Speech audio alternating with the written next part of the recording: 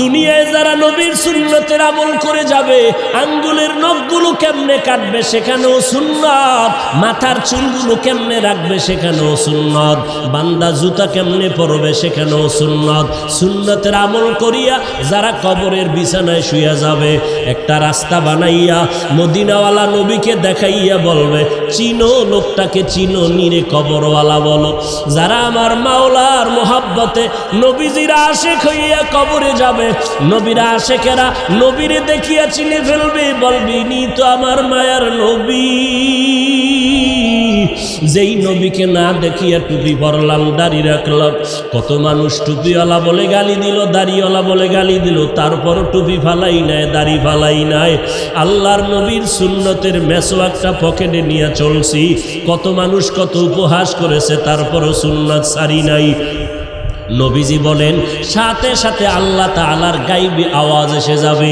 আল্লাহ কুদরতের আওয়াজ দিয়ে বলবে, এরে ফেরেশতা, আমার বান্দারে আর কষ্ট দিও না, তাড়াতাড়ি জান্নাতের বিছানাটা কবরে বিছাইয়া দাও, জান্নাতের সাথে রাস্তা বানাইয়া দাও, আমার বান্দারে বেশি ডিস্টার্ব করিও না।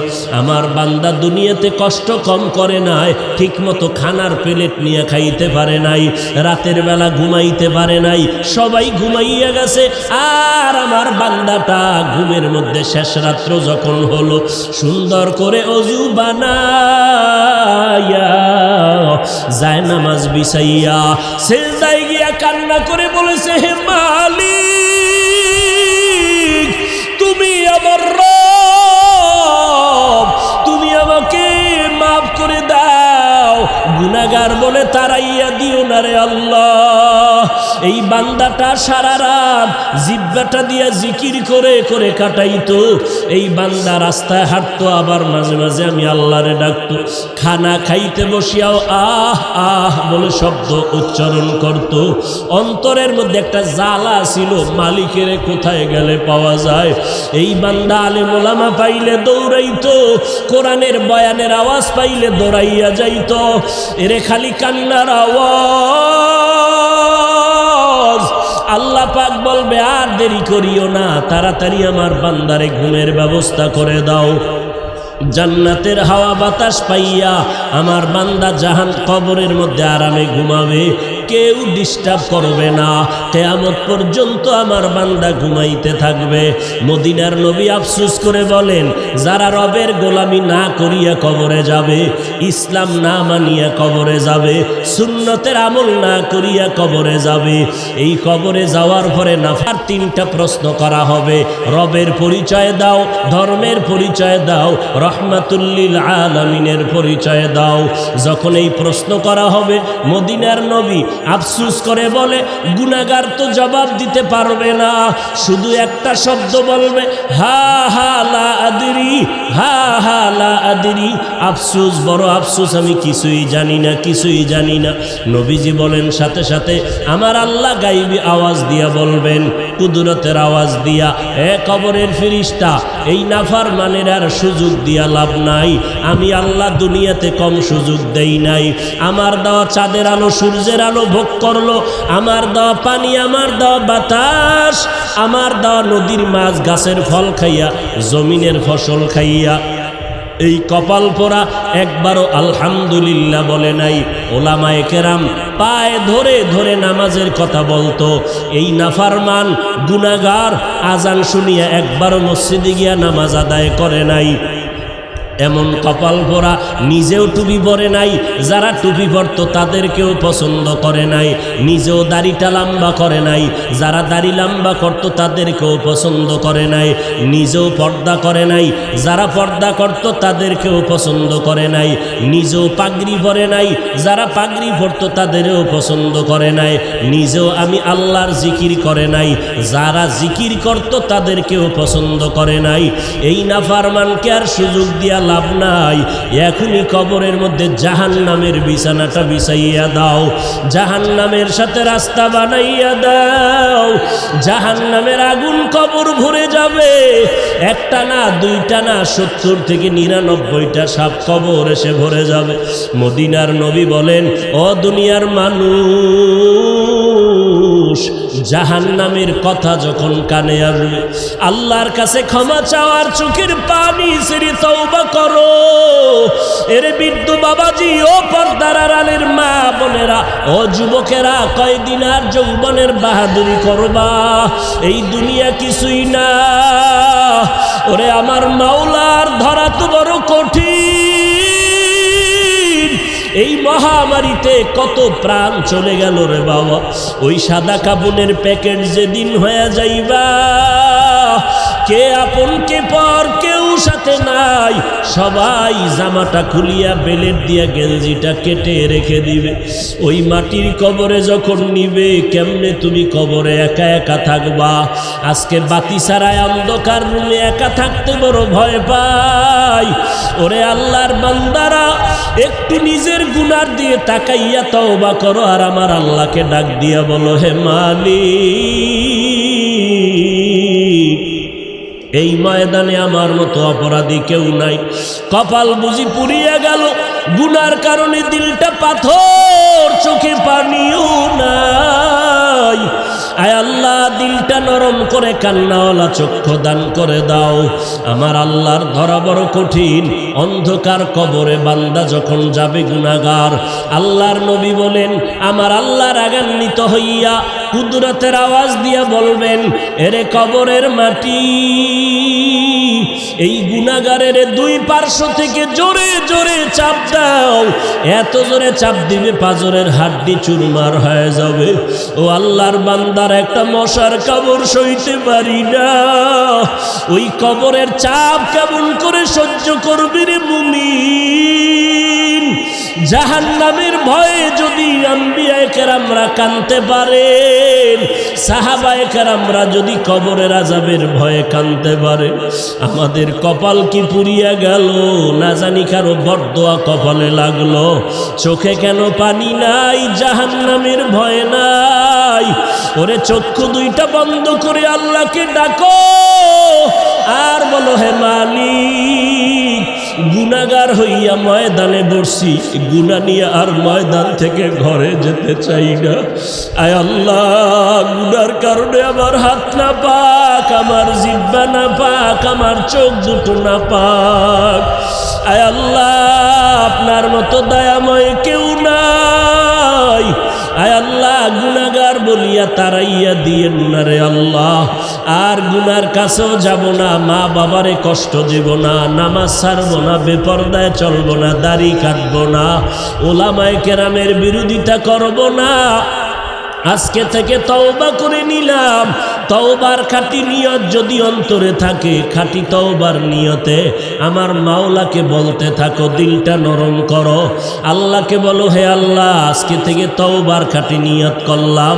রিজিকের মালিক আল্লাহ, হায়াতের মালিক আল্লাহ, ইজ্জতের মালিক আল্লাহ। অতএব দুনিয়ার কাউকে ভয় করিয়া লাভ নাই, কারো গোলাম হইয়া লাভ নাই।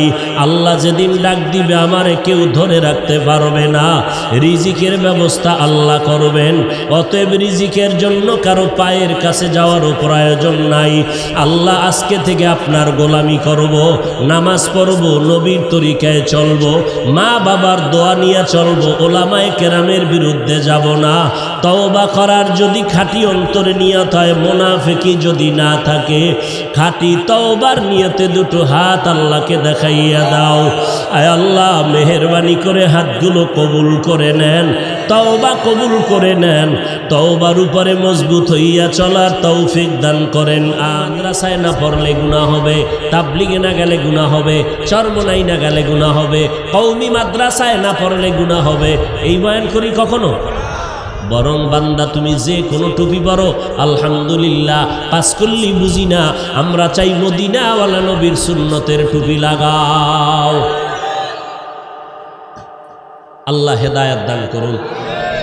এরে যুবক, মদিনার নবী তিনি বলেন, আল আম্বিয়া ওয়াহিয়াউন ফি কুবুরিহিম ইউসাল্লুন। সব আম্বিয়া কেরাম কবরে জিন্দা।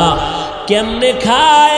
আল্লাহ কোরআনের আয়াতে কয়, আমি আল্লাহ এদের রিজিক দেই। কবরের ভিতরে কি দেই? রিজিক। কয় রিজিক কি? নবী কয় আল্লাহ পাক কুদরতের রিজিক দেন। কবরের মধ্যে নবীরা সব সময় নামাজের অবস্থায় আল্লাহর মারিফতের মজা নিতে থাকে। ওরে কপাল ফোরারা মারিফত বুঝে না, মারিফত বুঝে না। বুঝলে আর কইতো না, এরা চিল্লায় কা, লাভ দেয় কা। ওই বেচারা লাভ দিয়েও পাগড়ি ছাড়ে না, আর তুই চুপচাপ মূর্তির মতো বইয়াও তো গাঞ্জা খাও। তোমার দাড়ি কই, টুপি কই, মদিনার পাগড়ি কই? তোমার লাভ না দিয়েও তো পর্দা নাই, তাহলে তোমার লাভ না দেওয়ার তো কোনো ফায়দা হইল না। অথচ এই লোকটা যে লাভ দিছে, তুমি বলতেছো লোকটা পাগল। হ্যাঁ, খোদার কসম লোকটা পাগল। তুমি নারীর পাগল, গাড়ির পাগল, বাড়ির পাগল, টাকার পাগল, ক্ষমতার চেয়ারের পাগল, মসজিদ দখল করার পাগল, ভেজাল লাগানোর পাগল। আর এই চরমনাই উজানি যেই লাইনের মানুষগুলো দেখো জিকির করে, পর্দা করে, হালাল খায়, কেউরে গালি দেয় না, টেলিভিশন দেখে না, গান বাজায় না, এরপরে যদি দেখো এরা চিল্লায় লাভ দেয়, এরা দুনিয়ার পাগলামিতে না, এরা সব আমার अल्लाहर पागल। हकीकत से तू दुनिया बेखबर है, दुनिया की नुमाइश पर नजर है। नमी गुयाम के आज दुनिया जुदा बाश, बाहर कारे के बाशी बा खुदाबाश। আমার নবী কত সম্মান, আমার নবীর মতো কোনো নবী নাই, আমার নবীর গুণের মতো কারো গুণ নাই। আমার নবী কেমন দামি, আমার নবীর মাথায় সূর্যের তাপ যেন কষ্ট না দেয়, মেঘের খণ্ড সব সময় ছায়া দিতে থাকে। আমার নবীর শরীরে মশা পড়া হারাম, মাছি পড়া হারাম। আমার নবীর এত দাম, ঘামের থেকে মেশকের ঘেরান আসে। আমার নবীর এত দাম, নবী যেখানে কদম দেয় ওখান থেকে দীর্ঘদিন মেশকের ঘেরান পাওয়া যায়। আমার নবী এত দাম, এত দাম।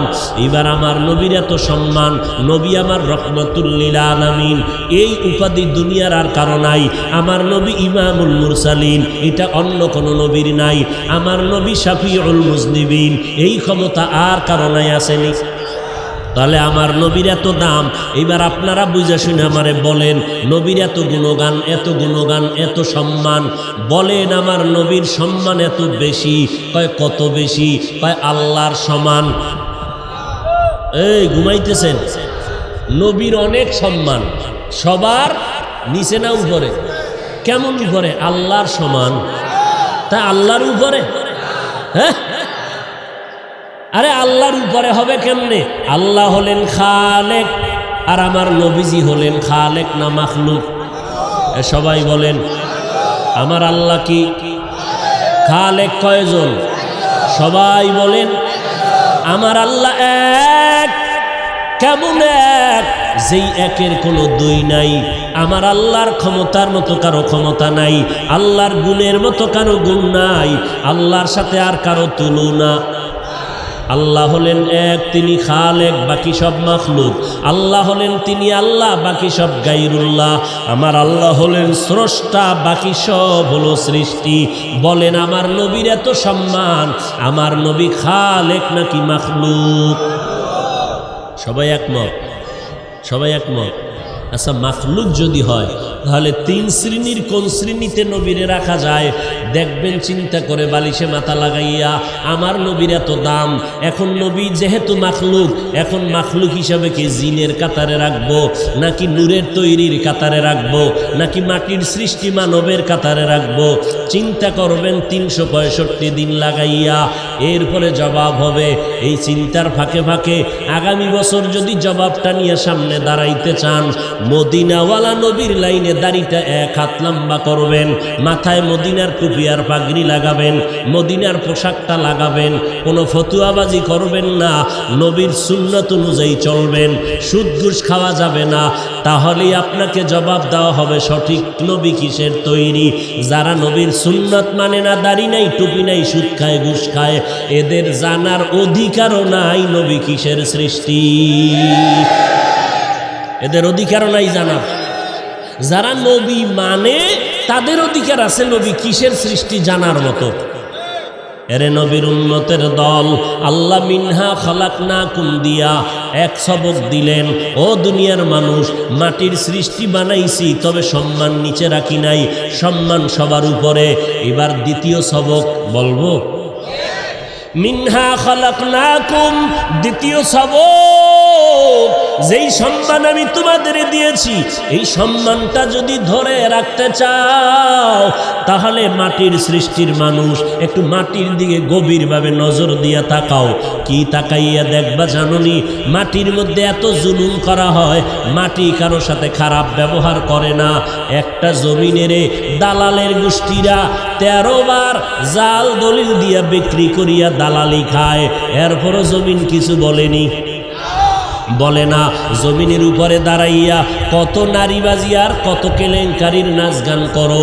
মাটি যদি মেজাজটা গরম করত, জাগায় কারুনের মতো গাড়ায় ফেলতো, মাটি কিছুই বলে না। মদের বোতল নিয়া মাটির মধ্যে যে চিৎকার দিয়া মদ পান করে আর গালাগালি করো, এরে বান্দা, মাটি কিছুই জবাব দেয় না। আল্লাহ সবক দিয়া কয়, এই মাটির মানুষ নজর করে দেখ, মাটির মধ্যে কি পরিমাণ ধৈর্য, কি পরিমাণ বিনয়ী। তোর সম্মানটা যদি স্থায়ীভাবে ধরে রাখতে চাও আল্লাহর আদালত পর্যন্ত, তা মাটির মানুষ মাটির মতো নরম হইয়া চলো। গরম গরম ভাব অন্তরে দেখাইও না। কারণটা কি জানো? গরম ভাব কিন্তু ভেতরে আছে, চাপা দিয়া রাখবা। গরম ভাব দেখাইয়া নমরুদ টিকতে পারে নাই, ফেরাউন টিকতে পারে নাই। যেই নমরুদটা আল্লাহকে মেরে ফেলার জন্য তীর নিয়ে রেডি হয়ে গেল, আল্লাহকেই রাখবে না। ওই নমরুদের ধ্বংস করার জন্য আমার আল্লাহ কোনো ফেরেশতা পাঠান নাই, একটা অসুস্থ মশার সাথে ছিল জুতা মোবারক। ফেরাউন না নিজেরে শুধু খোদা দাবি করে নাই, বলছে আনা রব্বুকুমুল আলা, আমি শুধু খোদা না, সব থেকে বড় খোদা। এই ফেরাউনের আল্লাহ ধ্বংস করার জন্য লোহিত সাগরের মধ্যে চুবাইয়া আল্লাহ পাকে মনভাবে ধ্বংস করে দিলেন। এবার ফেরাউন মাপ চাইবে ভাব, বলে তুই এতই যে বড় মনে করছো বড় খোদা, এবার দেখ তোরে কে বাঁচায়। লোহিত সাগরের পানিতে চুবানি খাইয়া ফেরাউনের দফা ঠান্ডা হয়ে গেল, সাদ্দাদের দফা ঠান্ডা, ওরে নমরুদ হামান কারুনের দফা ঠান্ডা হয়ে গেল।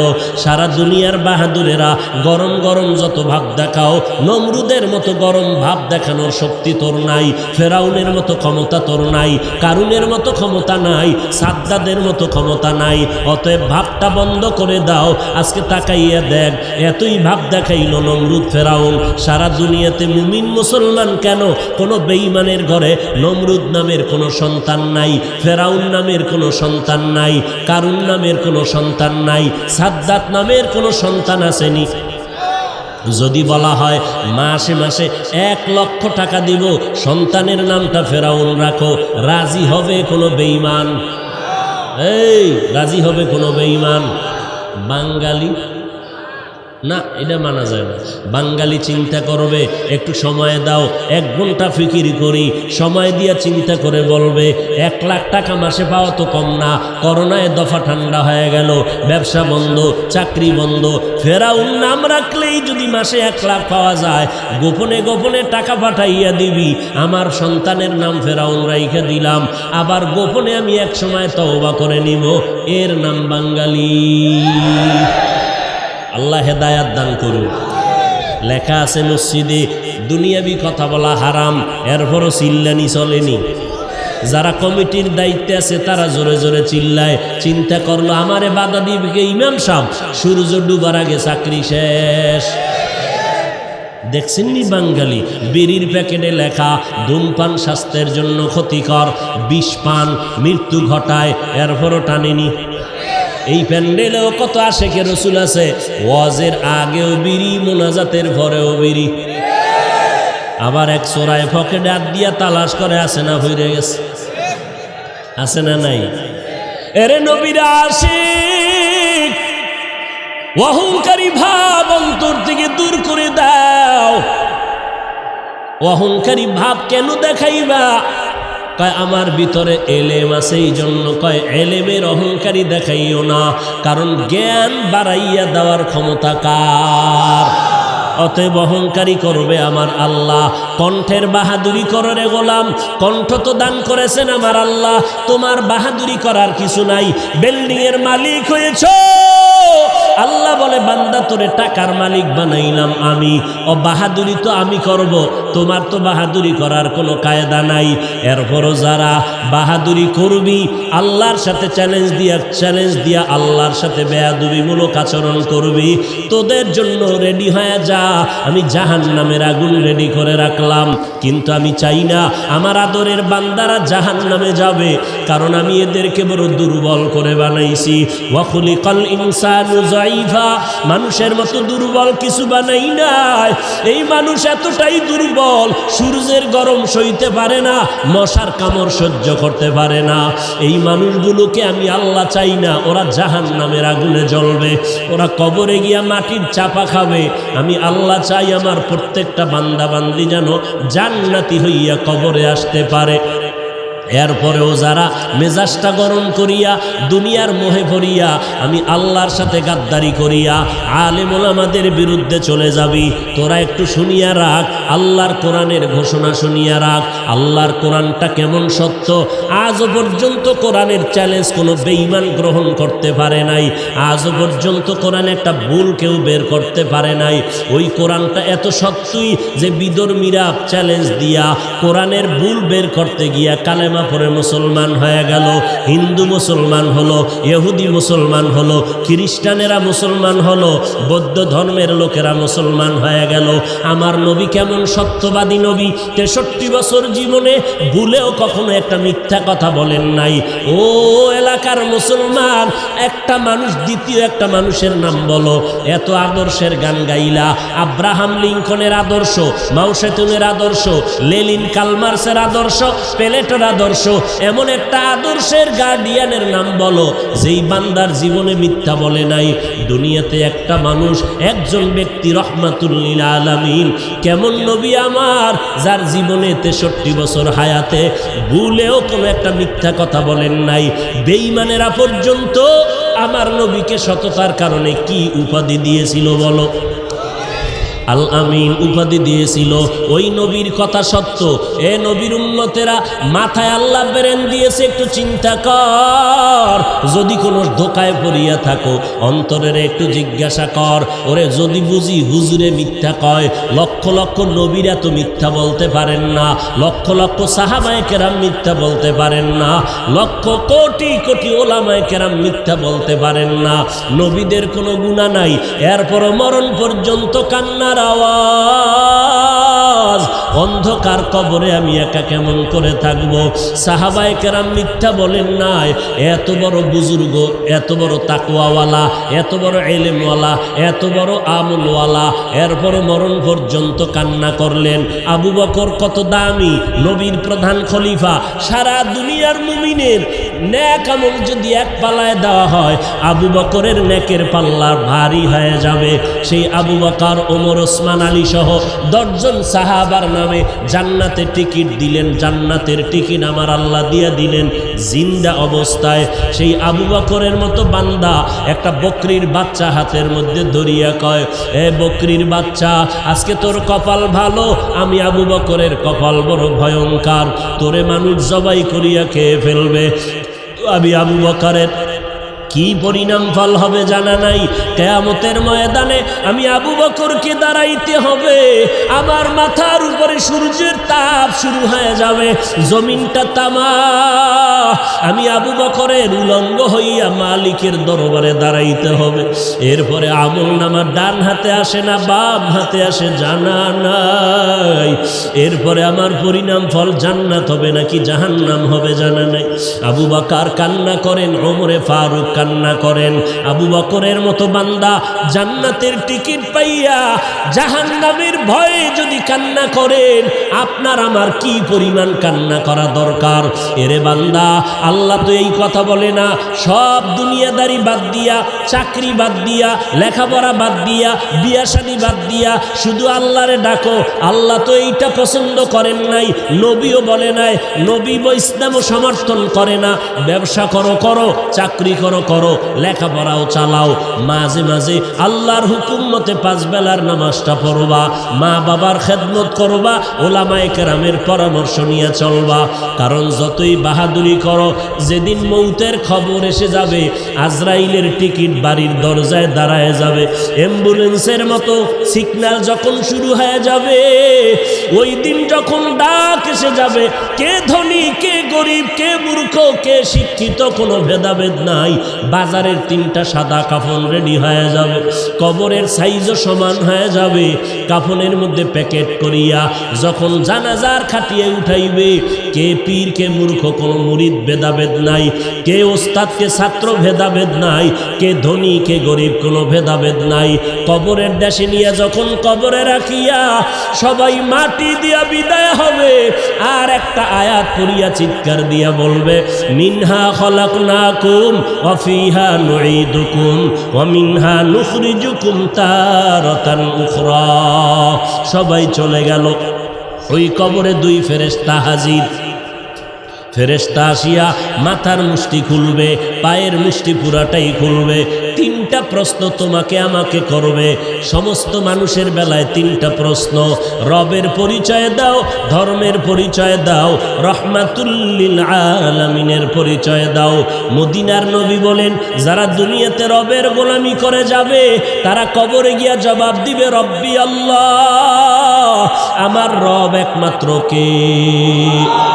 দুনিয়াতে যারা ইসলাম মেনে চলবে, কবরে গিয়া জবাব দিবে, দীনি আল ইসলাম, আমার ধর্মের নাম কি? দুনিয়ায় যারা নবীর সুন্নতের আমল করে যাবে, আঙ্গুলের নখগুলো কেমনে কাটবে সেখানেও সুন্নত, মাথার চুলগুলো কেমনে রাখবে সেখানেও সুন্নত, বান্দা জুতা কেমনে পরবে সেখানেও সুন্নত। সুন্নতের আমল করিয়া যারা কবরের বিছানায় শুয়ে যাবে, একটা রাস্তা বানাইয়া মদিনাওয়ালা নবীকে দেখাইয়া বলবে, চিনো লোকটাকে, চিনো নিরে কবরওয়ালা বলো।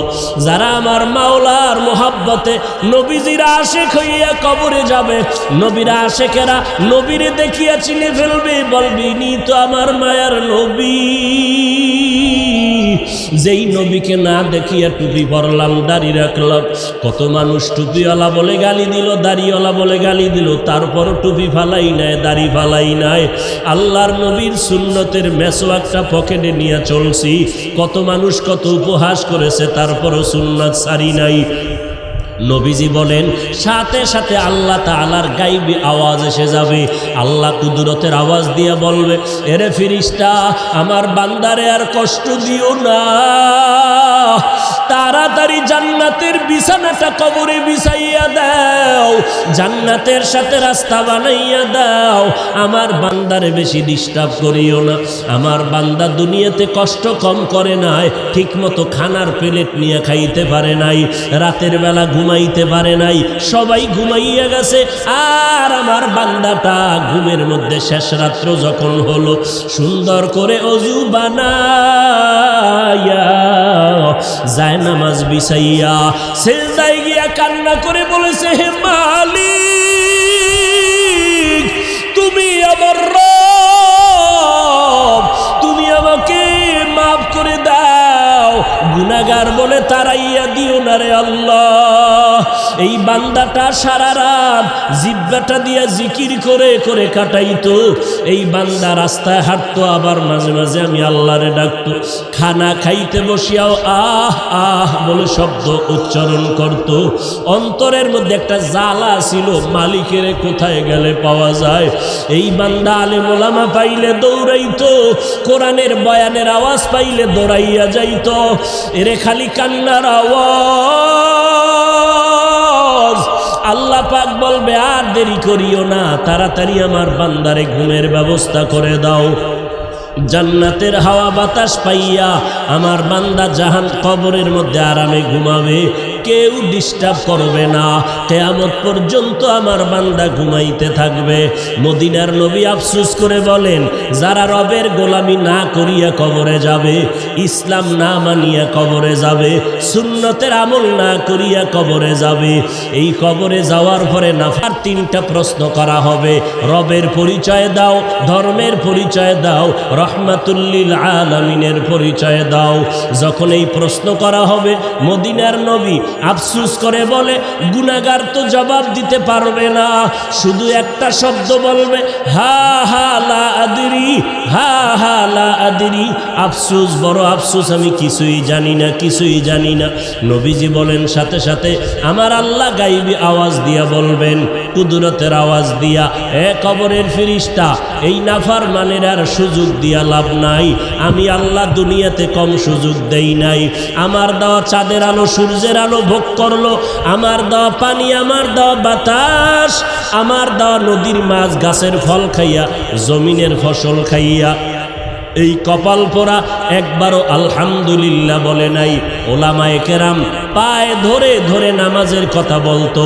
এই নাফরমান গুনাহগার আজান শুনিয়া একবারও মসজিদে গিয়া নামাজ আদায় করে নাই। এমন কপাল পোড়া, নিজেও টুপি পরে নাই, যারা টুপি পরতো তাদেরকেও পছন্দ করে নাই, নিজেও দাড়িটা লম্বা করে নাই, যারা দাড়ি লম্বা করতো তাদেরকেও পছন্দ করে নাই, নিজেও পর্দা করে নাই, যারা পর্দা করতো তাদেরকেও পছন্দ করে নাই, নিজেও পাগড়ি পরে নাই, যারা পাগড়ি পরতো তাদেরও পছন্দ করে নাই, নিজেও আমি আল্লাহর জিকির করে নাই, যারা জিকির করতো তাদেরকেও পছন্দ করে নাই। এই নাফরমানকে আর সুযোগ দিয়া লাভ নাই। এখনই কবরের মধ্যে জাহান্নামের বিছানাটা বিছাইয়া দাও, জাহান্নামের সাথে রাস্তা বানাইয়া দাও। জাহান্নামের আগুন কবর ভরে যাবে, একটা না, দুইটা না, 70 থেকে 99টা সাপ কবর এসে ভরে যাবে। মদিনার নবী বলেন, ও দুনিয়ার মানুষ, জাহান্নামের কথা যখন কানে আসবে, আল্লাহর কাছে ক্ষমা চাওয়ার চোখের পানি ছেড়ে তওবা করো। এর বৃদ্ধ বাবাজি, ও পর্দার আড়ালের মা বোনেরা, ও যুবকেরা, কয়দিন আর যৌবনের বাহাদুরি করবা? এই দুনিয়া কিছুই না। ওরে আমার মাওলার ধরা তো বড় কঠিন। এই মহামারীতে কত প্রাণ চলে গেল রে বাবা। ওই সাদা কাপড়ের প্যাকেট যেদিন হয়ে যাইবা, কে আপন কে পর কেউ সাথে নাই, সবাই জামাটা খুলিয়া বেলেট দিয়া গেঞ্জিটা কেটে রেখে দিবে। ওই মাটির কবরে যখন নিবে, কেমনে তুমি কবরে একা একা থাকবা? আজকে বাতি ছাড়ায় অন্ধকার রুমে একা থাকতে বড় ভয় পাই। ওরে আল্লাহর বান্দারা, একটু নিজের গুনার দিয়ে তাকাইয়া তওবা করো, আর আমার আল্লাহকে ডাক দিয়া বলো, হে মালিক, এই ময়দানে আমার মতো অপরাধী কেউ নাই। কপাল বুঝি পুড়িয়া গেল, গুনার কারণে দিলটা পাথর, চোখে পানিও নাই। আয় আল্লাহ, দিলটা নরম করে কান্নাওয়ালা চক্ষু দান করে দাও। আমার আল্লাহর ধরা বড় কঠিন। অন্ধকার কবরে বান্দা যখন যাবে গুনাহগার, আল্লাহর নবী বলেন, আমার আল্লাহ রাগান্বিত হইয়া কুদরতের আওয়াজ দিয়া বলবেন, এরে কবরের মাটি, এই গুনাহগারের দুই পার্শ্ব থেকে জোরে জোরে চাপ দাও। এত জোরে চাপ দিবে পাঁজরের হাড্ডি চুরমার হয়ে যাবে। ও আল্লাহর বান্দার একটা মশার কামড় সইতে পারি না। ওই কবরের চাপ কেমন করে সহ্য করবি রে মুমিন? জাহান্নামের ভয়ে যদি আম্বিয়ায়ে কেরামরা কাঁদতে পারেন, সাহাবায়ে কেরামরা যদি কবরের আযাবের ভয়ে কাঁদতে পারে, আমাদের কপাল কি পুড়িয়া গেল? না জানি কারো বরদোয়া কপালে লাগলো। চোখে কেন পানি নাই? জাহান্নামের ভয় নাই। ওরে চক্ষু দুইটা বন্ধ করে আল্লাহকে ডাকো, আর বলো, হে মালিক, গুনাহগার হইয়া ময়দানে বসছি, গুনাহ নিয়ে আর ময়দান থেকে ঘরে যেতে চাই না। আয় আল্লাহ, গুনার কারণে আমার হাত না পাক, আমার জিহ্বা না পাক, আমার চোখ দুটো না পাক। আয় আল্লাহ, আপনার মতো দয়াময় কেউ নাই। আয় আল্লাহ, গুনাহগার বলিয়া তারাইয়া দিয়েন না রে আল্লাহ। আর গুনার কাছেও যাব না, মা বাবারে কষ্ট দেব না, নামাজ ছাড়বো না, বেপরদায় চলবো না, দাড়ি কাটবো না, ওলামায়ে কেরামের বিরোধিতা করব না। আজকে থেকে তওবা করে নিলাম, তওবার খাঁটি নিয়ত যদি অন্তরে থাকে, খাঁটি তওবার নিয়তে আমার মাওলাকে বলতে থাকো, দিলটা নরম করো, আল্লাহকে বলো, হে আল্লাহ আজকে থেকে তওবার খাঁটি নিয়ত করলাম। রিজিকের মালিক আল্লাহ, হায়াতের মালিক আল্লাহ, ইজ্জতের মালিক আল্লাহ। অতএব দুনিয়ার কাউকে ভয় করিয়া লাভ নাই, কারো গোলাম হইয়া লাভ নাই। আল্লাহ যেদিন ডাক দিবে আমারে কেউ ধরে রাখতে পারবে না। রিজিকের ব্যবস্থা আল্লাহ করবেন। অতএব রিজিকের জন্য কারো পায়ের কাছে যাওয়ারও প্রয়োজন নাই। আল্লাহ আজকে থেকে আপনার গোলামি করব, নামাজ পড়ব, নবীর তরিকায় চলব, মা বাবার দোয়া নিয়ে চলব, ওলামায়ে কেরামের বিরুদ্ধে যাব না। তওবা করার যদি খাঁটি অন্তরে নিয়ত হয়, মুনাফিকি যদি না থাকে, খাঁটি তওবার নিয়তে দুটো হাত আল্লাহকে দেখাইয়া দাও। আয় আল্লাহ মেহেরবানি করে হাতগুলো কবুল করে নেন, তওবা কবুল করে নেন, তওবার উপরে মজবুত হইয়া চলার তৌফিক দান করেন, আমিন।